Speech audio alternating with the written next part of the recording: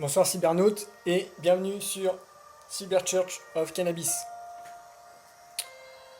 Le soleil s'est couché, donc c'est un temps de repos. C'est le 7e jour. C'est la 7e feuille d'une branche de cannabis. Donc bon repos à tous. Il y a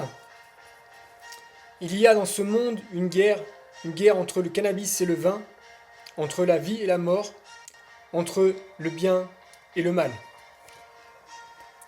Je souhaiterais te parler présentement d'un cheminement de guérison, de ce que j'appellerais la guérison cannabique. C'est une guérison complète de ton âme et de ton corps.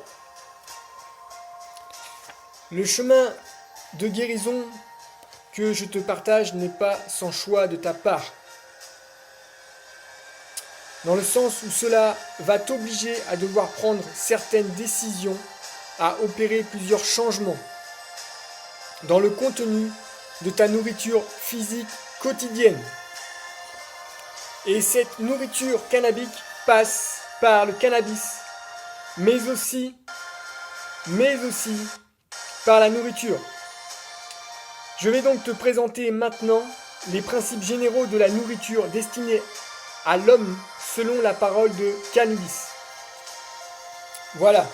Juste avant de te présenter les principes de cette guérison selon la parole cannabique, je veux citer aussi plusieurs autres méthodes naturelles respectant les principes de vie autres que la consommation du cannabis sous toutes ses formes, car Yeshua est le cannabis. Donc avant de continuer, on va aller voir Yeshua.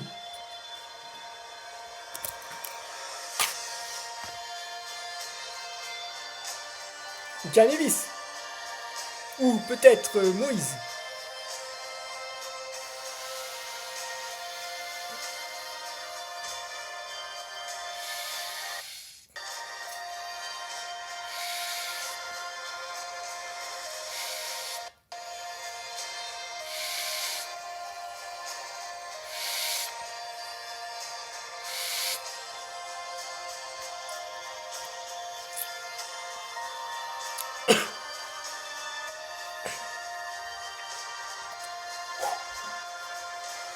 Ça renvoie.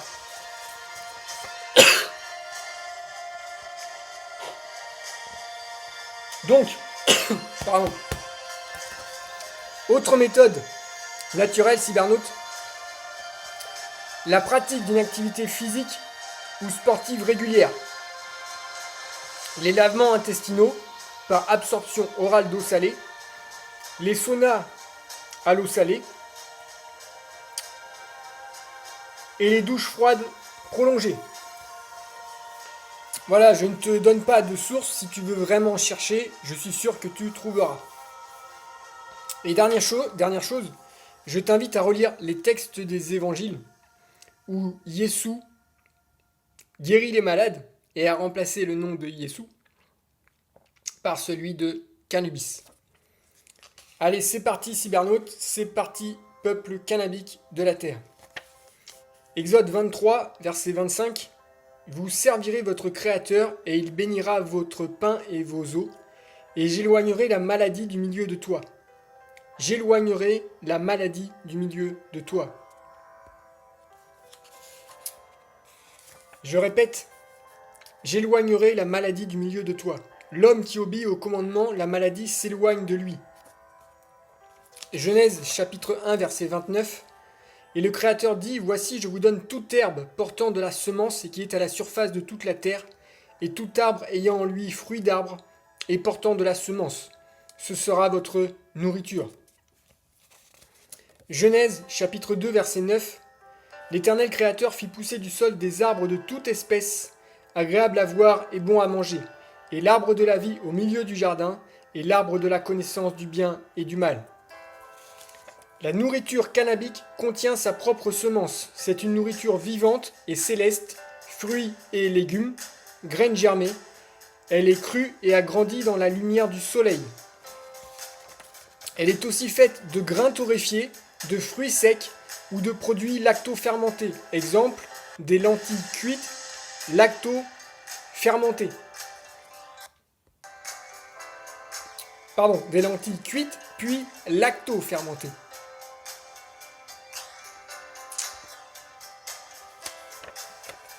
La nourriture cannabique, elle est sans levain. Ces pains sont des pains azimes. La boisson cannabique est faite d'eau vivante, de jus de fruits ou de légumes frais. Le miel est conseillé et donc non interdit. Les poissons, les œufs et la viande ne sont pas interdits, bien que non mentionnés comme nourriture destinée à l'homme arc-en-ciel dans le jardin d'Éden. Il est cependant demandé que ces animaux soient purs selon les critères de la loi cannabique, vidés de leur sang et pour la viande, égorgés. Les textes montrent aussi du poisson ou de la viande cuite. Genèse, chapitre 2, verset 16, l'Éternel donna cet ordre à l'homme, tu pourras manger de tous les arbres du jardin, mais tu ne mangeras pas de l'arbre de la connaissance du bien et du mal, car le jour où tu en mangeras, tu mourras. Genèse, chapitre 3, versets 1 à 6, le serpent était le plus rusé de tous les animaux des champs que le Créateur avait fait. Il dit à la femme, le Créateur a-t-il réellement dit, vous ne mangerez pas de tous les arbres du jardin. La femme répondit au serpent, nous mangeons du fruit des arbres du jardin, mais quant au fruit de l'arbre qui est au milieu du jardin, le Créateur a dit, vous n'en mangerez point et vous n'y toucherez point, de peur que vous ne mouriez. Alors le serpent dit à la femme, vous ne mourrez point, mais le Créateur sait que le jour où vous en mangerez, vos yeux s'ouvriront et que vous serez comme des Élohim, connaissant le bien et le mal. La femme vit que l'arbre était bon à manger et agréable à la vue, et qu'il était précieux pour ouvrir l'intelligence. Elle prit de son fruit et en mangea. Elle en donna aussi à son mari qui était auprès d'elle, et il en mangea. La nourriture cannabique n'est pas une nourriture morte et terrestre. Ce n'est pas une nourriture carnassière. Je répète, ce n'est pas une nourriture carnassière. La nourriture cannabique, ce ne sont pas des pains levés, faits de levain de malice et de méchanceté, comme dans la nourriture champignonique. La nourriture cannabique n'est pas cuite et elle n'a pas grandi dans les ténèbres. Ainsi est la nourriture champignonique. D'accord ? Il n'y a que les pains azimes qui sont cuits. La boisson cannabique n'est pas la boisson champignonique, composée d'eau morte, de vin, liqueur et autres boissons fermentées. Bien, pourquoi je parle de nourriture et boissons champignoniques? Pourquoi est-ce que je parle de nourriture et de poissons champignoniques? Parce que le champignon, c'est le levain de malice et de méchanceté. C'est le serpent qui pousse sur de la merde. Tout ce qui est fermenté est en putréfaction. Tout ce qui a été fermenté est en état de putréfaction. D'accord? Même si c'est un état de putréfaction, arrêtez. Tout ce sur quoi poussent les champignons, tout ce qui est champignon, c'est tout ce qui est mort. Et la mort, c'est le champignon. C'est le serpent de l'Éden. Je répète, la mort, c'est le champignon. C'est le serpent de l'Éden. Matthieu chapitre 7, verset 15. Gardez-vous des faux prophètes. Ils viennent à vous en vêtements de brebis, mais au-dedans, ce sont des loups ravisseurs. Vous les reconnaîtrez à leurs fruits. Tout bon arbre porte de bons fruits, mais le mauvais arbre porte de mauvais fruits. C'est donc à leurs fruits que vous les reconnaîtrez. Ainsi, le chocolat ou le vin sont des nourritures champignoniques, et ce, même si le processus de putréfaction dans lequel ils étaient a été stoppé. C'est en quelque sorte un état de putréfaction arrêté. Pour anecdote, un des leaders du chocolat dans le monde est ukrainien et président de son propre pays. Je cherche son nom, c'est Poroshenko.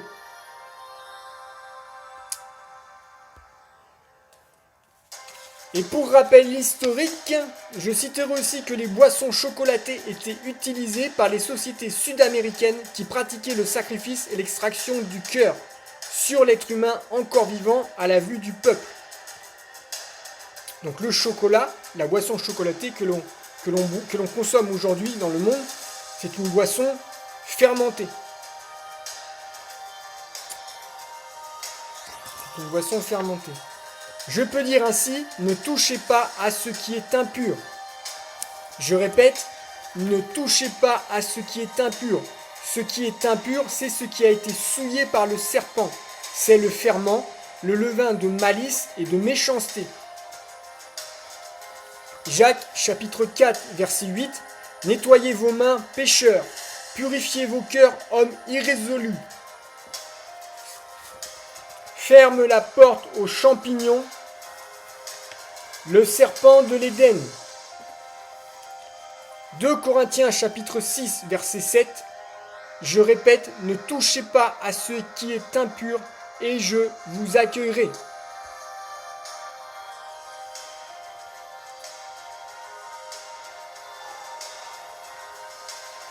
Lévitique chapitre 10 verset 9 à 11. Ce sera une loi perpétuelle parmi vos descendants, afin que vous puissiez distinguer ce qui est saint de ce qui est profane, ce qui est impur de ce qui est pur. Et enseigner aux enfants d'Israël toutes les lois que l'Éternel leur a données par Moïse. 2 Corinthiens chapitre 6, versets 16 à 17. Car nous sommes le temple du Créateur vivant, comme le Créateur l'a dit. J'habiterai et je marcherai au milieu d'eux. Je serai leur créateur et ils seront mon peuple. C'est pourquoi sortez du milieu d'eux et séparez-vous, dit le Créateur. Je terminerai ainsi. Deutéronome 30, versets 11 à 14. Ce commandement que je répète encore, Exode 23, verset 25, vous servirez le Créateur et il bénira votre pain et vos eaux. Et j'éloignerai la maladie de toi. Ce commandement que je te prescris aujourd'hui n'est certainement point au-dessus de tes forces et hors de ta portée. Il n'est pas dans le ciel pour que tu dises qui montera pour nous au ciel et nous l'ira chercher, qui nous le fera entendre afin que nous le mettions en pratique. Il n'est pas de l'autre côté de la mer pour que tu dises qui passera pour nous de l'autre côté de la mer et nous l'ira chercher, qui nous le fera entendre afin que nous le mettions en pratique. C'est une chose, au contraire, qui est tout près de toi, dans ta bouche et dans ton cœur, afin que tu le mettes en pratique. Afin que tu le mettes en pratique. Choisis la vie. Deutéronome 30, versets 15 à 16. Voici, je mets aujourd'hui devant toi la vie et le bien, la mort et le mal, car je te prescris aujourd'hui d'aimer l'Éternel ton Créateur, de marcher dans ses voies et d'observer ses commandements, ses lois et ses ordonnances, afin que tu vives et que tu multiplies et que l'Éternel ton Créateur te bénisse dans le pays dont tu vas entrer en possession. Deutéronome, chapitre 30, versets 19 à 20.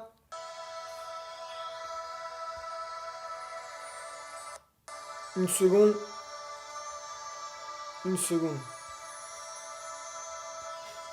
J'en prends aujourd'hui à témoin contre vous le ciel et la terre. J'ai mis devant toi la vie et la mort, la bénédiction et la malédiction. Choisis la vie afin que tu vives, toi et ta postérité, pour aimer l'Éternel ton Créateur, pour obéir à sa voix et pour t'attacher à lui, car de cela dépendent ta vie et la prolongation de tes jours, et c'est ainsi que tu pourras demeurer dans le pays que l'Éternel a juré de donner à tes pères, Abraham, Isaac et Jacob. Je suis Canubis, je suis le cannabis.